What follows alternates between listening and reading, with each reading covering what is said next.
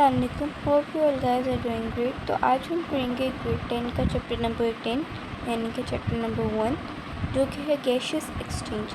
तो सबसे पहले हम इसका इंट्रोडक्शन देखते हैं। इंट्रोडक्शन में उन्होंने बताया है कि ग्रेड 9 में जिस तरह के हमने पढ़ा था कि ATP जो होती है वो फूड के थ्रू प्रोड्यूस होती है, यानी कि CH बॉन्ड ब्रेकडाउन होते हैं सेलुलर रेस्पिरेशन के अंदर, और फिर वो एनर्जी ट्रांसफ़र हो जाती है ऑक्सीडेशन रिडक्शन रिएक्शन में, और फिर वो एनर्जी ATP के फॉर्म में बन जाती है और वो हम उसको यूज़ करते हैं अपने रोज़मर्रा के काम करने के लिए। ठीक है, फिर उसके बाद है सेलुलर रेस्पिरेशन।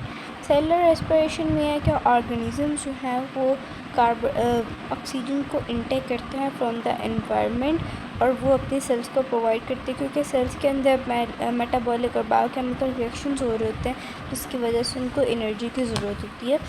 और फिर जो सेलुलर रेस्पिरेशन के प्रोसेस के ड्यूरिंग यानी कि दौरान जो कार्बन डाइऑक्साइड रिलीज़ हो रही होती है प्रोड्यूस हो रही होती है उसको हम अपनी बॉडी से एलिमिनेट कर देते हैं यानी कि रिलीज़ कर देते हैं। ठीक है, फिर उसके बाद बताया गया है gaseous exchange.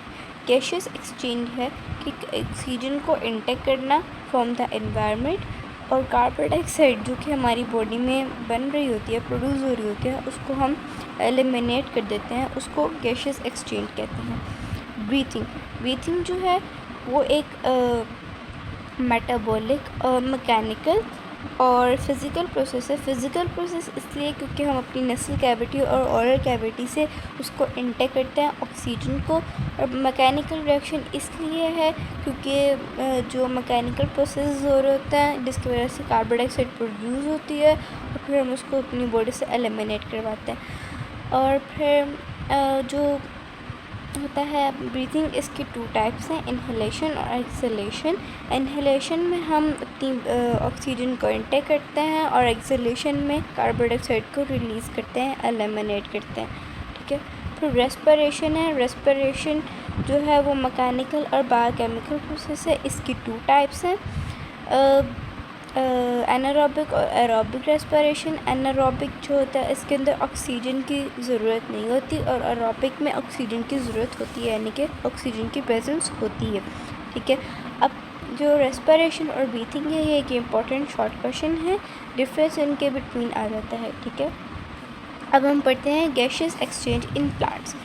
Gaseous exchange in plants में सबसे पहले ये बात जानना ज़रूरी है कि प्लांट्स के अंदर दिन में 2 रिएक्शंस हो रहे होते हैं और नाइट टाइम में 1 रिएक्शन हो रहा होता है। डे टाइम में प्लांट्स के अंदर फोटोसिंथेसिस और रेस्पिरेशन हो रहा होता है और नाइट टाइम में सिर्फ रेस्पिरेशन हो रहा होता है। फोटोसिंथेसिस जो डे टाइम पे हो रहा होता है इसके अंदर कार्बन डाइऑक्साइड को यूज़ किया जाता है और एज अ सनलाइट यूज़ होती है और वाटर यूज़ होता है और बाकी सारी चीज़ें यूज़ होती हैं, जिसकी वजह से oxygen as a by product बनता है और ऑक्सीजन जो है वो रेस्पिरेशन यूज़ करता है to break down the glucose molecule and make their energy for growing and for making the food. Okay, और रात के वक्त अगर सवाल आता है कि रात के वक्त हम ऑक्सीजन किस तरह से इंटेक करते हैं, क्योंकि प्लांट्स जो होते हैं वो ऑक्सीजन बना रहे होते हैं फोटोसिंथेसिस के प्रोसेस के थ्रू, तो वो एनवायरनमेंट के अंदर रिलीज़ हो रही होती है, जितनी ज़रूरत होती है उतनी वो रेस्पिरेशन प्रोसेस ले लेता है और जितनी नहीं होती वो एनवायरनमेंट में रिलीज़ हो रही होती है। तो रात के वक्त फोटोसिंथेसिस तो प्रोसेस हो नहीं रहा होता, तो वो एनवायरनमेंट से अपनी ऑक्सीजन ले लेते हैं जितनी उनको ज़रूरत होती है। इसी वजह से रात के वक्त ऑक्सीजन कम होती है, क्योंकि वो प्रोसेस रेस्पिरेशन प्रोसेस ऑक्सीजन को ले रहा होता है। Okay, stomata. अब रेस्पिरेशन जो होती है ना इन प्लांट्स, ये लीव्स के थ्रू होती है और स्टेम्स के थ्रू होती है। ठीक है, लीव्स के थ्रू कहाँ से होती है? लीव्स के थ्रू होती है स्टोमेटा के थ्रू, जो कि एपिडर्मिस में होती हैं। स्टोमेटा ये इन्होंने डायग्राम में भी बताया हुआ है, ये देखें।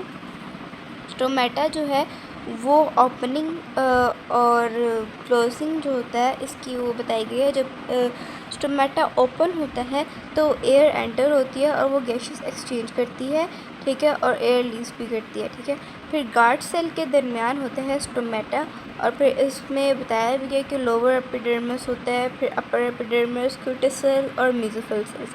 ये मैं आपको सब कुछ बताती हूँ। ओके, तो स्टोमेटा का लीफ का स्ट्रक्चर अब हम इस डायग्राम के थ्रू पढ़ लेते हैं कि लीफ के ऊपर होती है एक क्यूटिसल लेयर। क्यूटिसल लेयर के नीचे जो होता है वो एपिडर्मिस लेयर होती है, जिस तरह की लिखा हुआ है upper epidermis layer. Upper epidermis के ऊपर होता है स्टोमेटा, और स्टोमेटा के ऊपर होती है एक लेयर जिसको हम क्यूटिसल कहते हैं। पिछले 9th ग्रेड में हमने पढ़ा था कि जो होता है सनलाइट वो हम 1% अपने अंदर इनटेक करते हैं, बाकी जो सारी होती है वो रिलीज़ हो जाती है, यानी कि हम उसको लेते ही नहीं हैं, प्लांट लेता ही नहीं है उसको, ठीक है।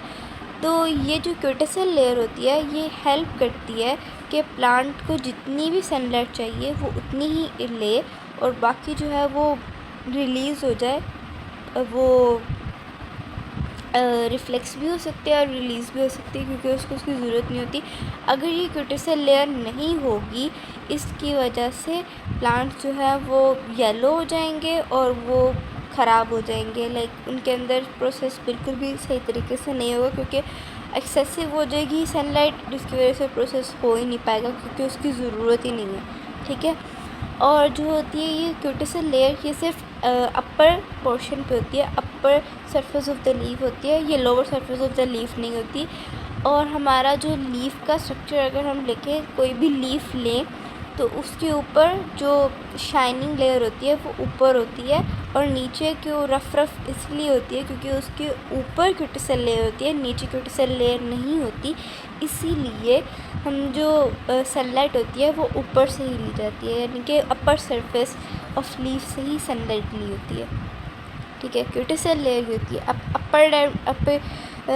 अपर एपिडर्मिस सेल्स होते हैं, इसके अंदर फिर मेसोफिल सेल्स होते हैं। मेसोफिल सेल्स के अंदर आप लोगों ने पढ़ा है कि वो होती है, क्या नाम है, जैसे एक्सचेंज होती है। फिर लोअर एपिडर्मिस गार्ड सेल्स होते हैं, जो ये जो गार्ड सेल्स होते हैं ये बीन शेप के होते हैं, और स्टोमेटा इनके दरमियान होते हैं, और एयर एंटर होती है और एयर लीव्स होती है, ठीक है।